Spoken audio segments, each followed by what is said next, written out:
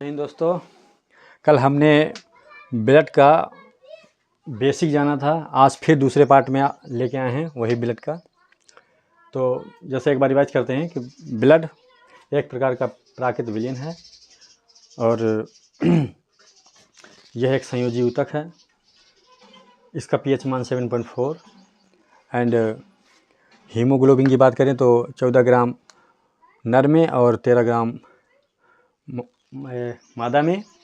And इसको जो नापते हैं पैथोलॉजी में नाप करते हैं DL यानी डेसीलीटर में नापते हैं। 10वां पॉइंट हम देखते हैं कि रक्त परिसंचरण की खोज। रक्त परिसंचरण मतलब होता है रक्त का परिवहन करना, प्रसंचरण का, पूरे शरीर में कैसे रक्त जाता है। इसको सबसे पहले महान वैज्ञानिक विलियम हार्वे ने बताया था कि हमारे शरीर में रक्त का परिसंचरण होता है, कैसे होता है। फिर 11वें पॉइंट में आते हैं ब्लड के कार्य। ब्लड के कार्य मतलब function of blood. Function of blood मतलब ब्लड हमारे शरीर में कैसे कार्य करता है, इसके बारे में हम जानते हैं। तो पहला पॉइंट है ताप नियंत्रण। ब्लड हमारे शरीर का ताप का नियंत्रण करता है कि अगर जैसे कोई व्यक्ति है हाथ रगड़ रहा है वो अपने, तो ब्लड हीट करेगा, मतलब गर्मी पैदा करेगा, तो इससे पूरे शरीर में ब्लड जो है बहने लगेगा, यानी कि अपने शरीर का तापमान वो बराबर रखे। मतलब कहने का ये है कि ताप को बना के रखता है, बराबर बैलेंस करके रखता है ब्लड। दूसरा कार्य है पोषक पदार्थों का परिवहन।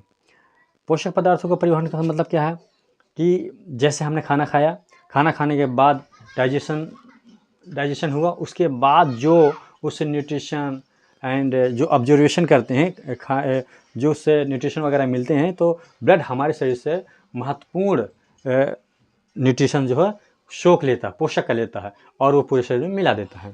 फिर तीसरा पॉइंट है गैसों का परिवहन। गैसों का परिवहन करने का मतलब क्या है कि जब हम सांस लेते हैं तो सांस लेने के बाद ब्लड हमारे शरीर में पूरे सांस को मिला देता है। जैसे O2 ऑक्सीजन हमने लिया और CO2 हमने बाहर किया। लोग कहते हैं कि फेफड़ा सांस लेता, फेफड़ा सांस नहीं, फेफड़ा एक प्रकार का डिब्बा है जिसमें जाके हवा भर जाती है और फिर उसे निकाल देता। लेने में हवा भर लेते हैं और बाहर करने में CO2 छोड़ देते हैं, यानी ऑक्सीजन ले लेते हैं और CO2 छोड़ देते हैं। तो ये गैसों का परिवहन करता है। चौथा पॉइंट देखते हैं उत्सर्जी पदार्थों का परिवहन। उत्सर्जी पदार्थों का परिवहन से मतलब तात्पर्य क्या है? उत्सर्जी मतलब हमारे जितने भी वो शरीर के अंदर विषैले तत्व रहते हैं, तो वो जो है उत्सर्जी अंग के उसमें से उत्सर्जी तंत्र के द्वारा निकल जाते नहीं हैं, वो लिए ब्लड जो है हमारे शरीर में उत्सर्जी तंत्र के सिस्टम तक, गुर्दा तक पहुंचाता है। वो गुर्दे के बाद वो सप्लाई हो जाता है, यूरिया और अमोनिया जैसे तत्वों को, विषैले तत्वों को बाहर निकाल देता है। लेकिन परिवहन का मतलब ब्लड का काम क्या है? ब्लड जो है लिए घूमेगा, फिर इसके बाद वो लेके जाके गुर्दा को दे देगा, किडनी को दे देता है कि ले भाई तू अपना संभालिए, तेरा डिपार्टमेंट है। तो ये उत्सर्जी तंत्र किडनी जो है ऑब्जर्व कर लेती है और उसे जो यूरिया और अमोनिया को जो है डायलिसिस विधि द्वारा बाहर निकाल देती है। फिर इसके बाद आते हैं जब हमें मलेरिया हो जाता है, तो मलेरिया में क्या होता है कि हमको ठंड लगती है। कभी आपने सोचा कि ठंड क्यों लगती है? ठंड हमें इसलिए लगती है कि मलेरिया में क्या होता है, प्लीहा इन्फेक्टेड हो जाता है। प्लीहा जो है कमज़ोर पड़ जाता है, तो जिससे प्लीहा हमारे ब्लड को, ब्लड बैंक प्लीहा को हम ब्लड बैंक कहते हैं, और उसी में मतलब स्टोर भी रहता है।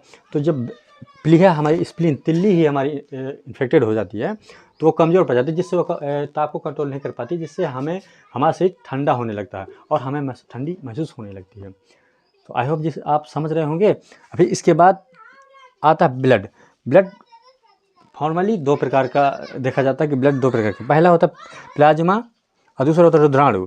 तो प्लाज्मा क्या होता है? प्लाज्मा हमारे पूरे शरीर में, यानी ब्लड में पूरा 60% हमारे शरीर में प्लाज्मा पाया जाता है। दूसरे पॉइंट में जो होता है ये होता है रुधिराणु। ये पूरे बचा हुआ शेष भाग 40% ये फिर इसके बाद प्लाज्मा होता है दो प्रकार का। प्लाज्मा किसे कहते हैं कि यह एक तरल द्रव होता है, तरल मतलब पतला होता है, लेकिन इसमें और भी मिले रहते हैं। इसमें कुछ विशेष प्रकार के प्रोटीन होता है इसमें, जिसमें फाइब्रोनोजेन और prothrombin.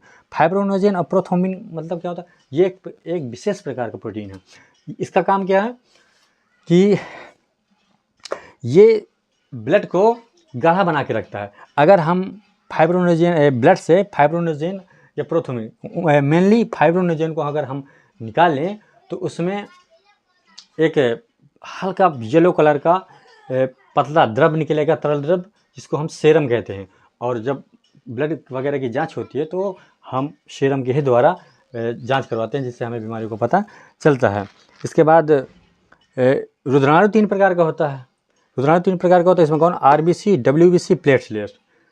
RBC red blood cells, WBC white blood cells, और प्लेटलेट्स फिर RBC, WBC, platelets. RBC red blood cells, इसका रासायनिक नाम है एरोथोसाइट।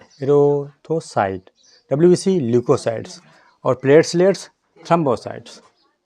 आरबीसी का जीवन काल 120 दिन होता है। ये शरीर में 50 लाख या 5 मिलियन पाए जाते हैं। डब्ल्यूबीसी का जीवन काल 4 दिन, 10,000 शरीर में पाए जाते होती हैं। प्लेटलेट्स 7 दिन इनका जीवन काल है, और शरीर में 2 लाख प्लेटें होती हैं अपने शरीर में। अब पढ़ते हैं आरबीसी। आरबीसी क्या क्या कर सकता है, आरबीसी कैसा होता है? आरबीसी पहला पॉइंट है आकार। इनका आकार कैसा होता है? इनका आकार गोल होता है, और ये जब ऊंचाई पे जाते हैं तो इनका आकार बढ़ता है। ऊंचाई पे जाने पर आरबीसी आकार क्या होता है? बढ़ता है। एंड तीसरा पॉइंट, इसमें केंद्रक और लाइसोसोम नहीं पाया जाता। केंद्रक क्या है? केंद्रक होने से हमें ये पता चलता है कि अगर केंद्रक है हमारे शरीर में तो हम आने वाले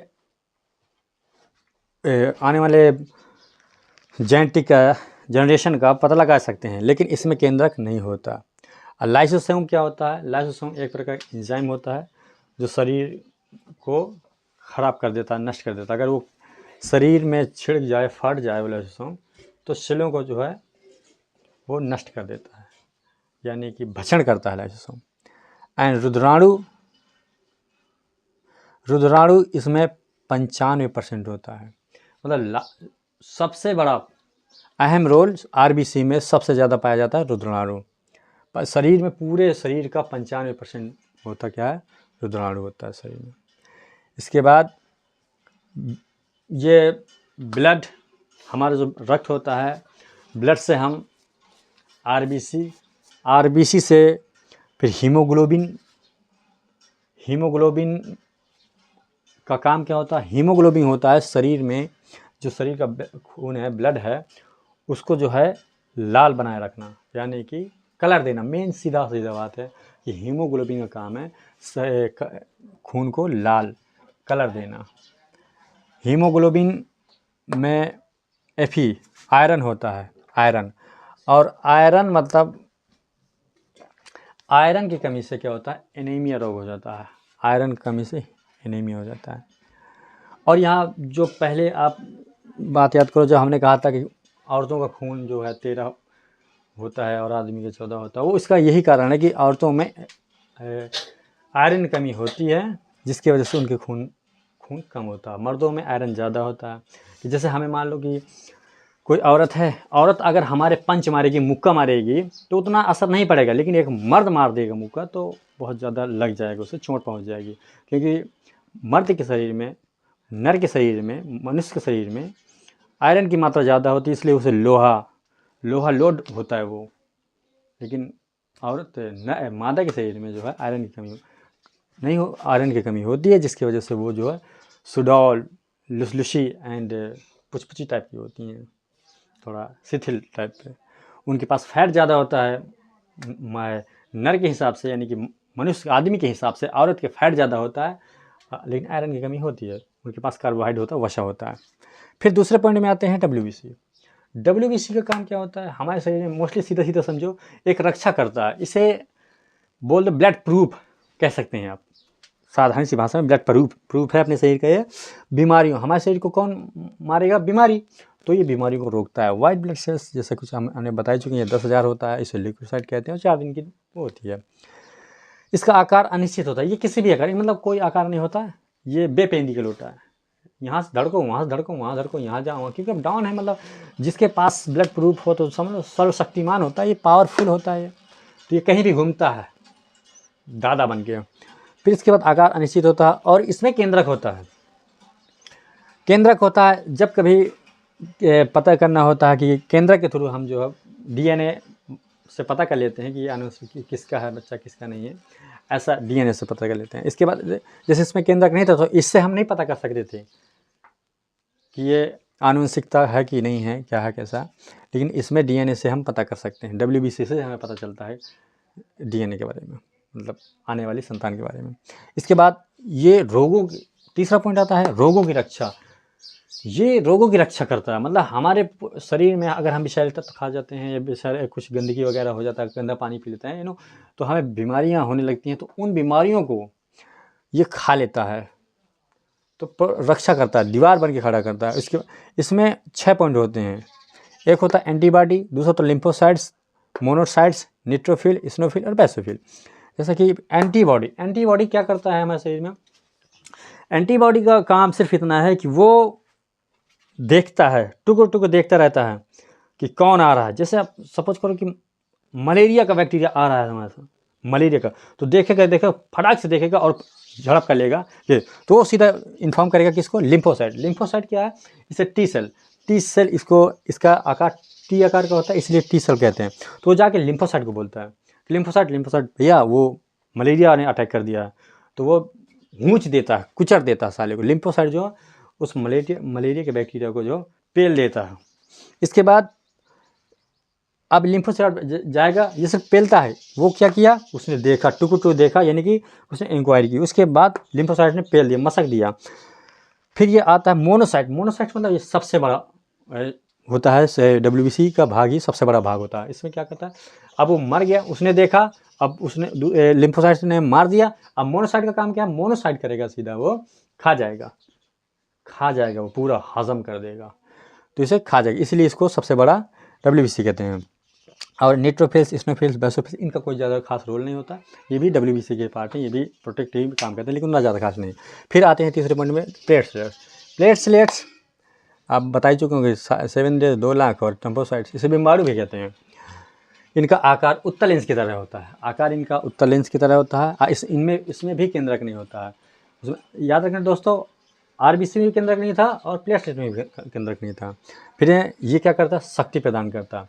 डब्ल्यूबीसी का काम क्या है कि वो हमें शक्ति बनाएगा, मतलब शक्ति जो है घूमेगा लिए, आरबीसी शक्ति लिए, खून होगा, हजर चलाएगा। जैसे अब शरीर में बहुत सारे आरबीसी हैं, पूरा मान लो कितना 150 लाख आपके पास आरबीसी, तो वो क्या करेगा कि वो धड़धड़ाएगा, कहीं यहाँ घूमेगा, कहीं यहाँ करेगा काम। अब छोटा बच्चा होता है, जैसा लड़का है छोटा, वो यहाँ दौड़ेगा वहाँ तक, वो थकेगा नहीं। लेकिन हम लोगों के जिसमें क्या है कि जैसे होता है कि कभी कभी कोई पढ़ता है, अब पढ़ने के बाद अरे कड़िया में दर्द हो गया, ये दर्द हो गया, ये इस तरह करके, तो आरबीसी की कमी की वजह से जो है ये सब दर्द वर्द करते हैं और कुछ नहीं। तो ये क्या करता है, ये ताकत को लिए घूमेगा, और यूज कौन करेगा, ये प्लेटलेट क्या करता है, शक्ति प्रदान करता। मतलब ये आरबीसी ताकत को घूमेगा लिए, लेकिन ये दूर तक जाएगा। मतलब कहने का कि जैसे एक सफ़र होता है कि हमने पाव भर कुछ खाया, मान लो मिठाई हमने पाव भर ली, तो पाव भर मिठाई ले ली, लेकिन अगर दूर तक और ज़्यादा खाना है, मतलब और समय तक, तो हम 1 किलो कर सकते, क्वांटिटी बढ़ा सकते। यानी कहने का मतलब ये क्वांटिटी मारक क्षमता बढ़ा देगा, यानी कि कार्य करने की क्षमता बढ़ा देगा। सीधा साधा बात समझो कि प्लेटलेट का काम है कि काम करने की क्षमता बढ़ा देगा, और इसका काम क्या है, उस क्षमता को ऑब्जर्व कर लेता है, प्राप्त कर लेता है। ये क्षमता लिए रहता है आरबीसी, और प्लेटलेट क्या करता है, इस क्षमता को टाइमिंग बढ़ा देता है। ये कहता है अगर प्लेटलेट हमारे शरीर में बेदहद किस्म से हैं, फुल 2 लाख के लमसम से, तो हमें जो है हम 2 घंटे, 4 घंटे, 10 घंटे, 15 घंटे, 20 घंटे पढ़ सकते हैं, कोई थकावट नहीं होती है। तो यही दोनों का रोल होता है। इसके बाद डेंगू में क्या होते हैं, हमारे एक मर्ज होता है डेंगू आपने सुना होगा। तो डेंगू में क्या होता है, प्लेटें हमारी कम जाती हैं। तो डेंगू में प्लेटें जब कम जाती हैं तो शरीर लुझान है, एकदम सुस्त तरीके से लगेगा, बिल्कुल ऐसा लगता है कुछ है ही नहीं है, उठ ही नहीं पाएगा, बैठ ही नहीं पाएगा, चल नहीं पाएगा, बस पड़ा ही रहेगा, कहीं यहाँ दर्द कहीं वक्त। तो डेंगू में क्या होता है, मेन डेंगू में प्लेटें हमारी जो समाप्त होने लगती हैं। तो डेंगू के लिए कि जब डेंगू ऐसे प्लेटें अगर कम जाए, तो प्लेटें बढ़ाने के लिए एक ये आती है पतंजलि की, क्या है वो, गिलोय और एलोवेरा करके, एक गिलोय है और एक एलोवेरा है। तो इन दोनों को एक एक कप जो है सुबह शाम आप ले सकते हैं। या तो फिर बकरी का दूध या फल, इसके बकरी के दूध से और फल से भी प्लेटें आप बढ़ा सकते हैं। तो दोस्तों आज यहीं तक रखते हैं, अगला पार्ट जो हम फिर लेके आएंगे। अगर वीडियो अच्छा लगा हो तो लाइक करें, सब्सक्राइब करें और ज़्यादा से ज़्यादा शेयर करें।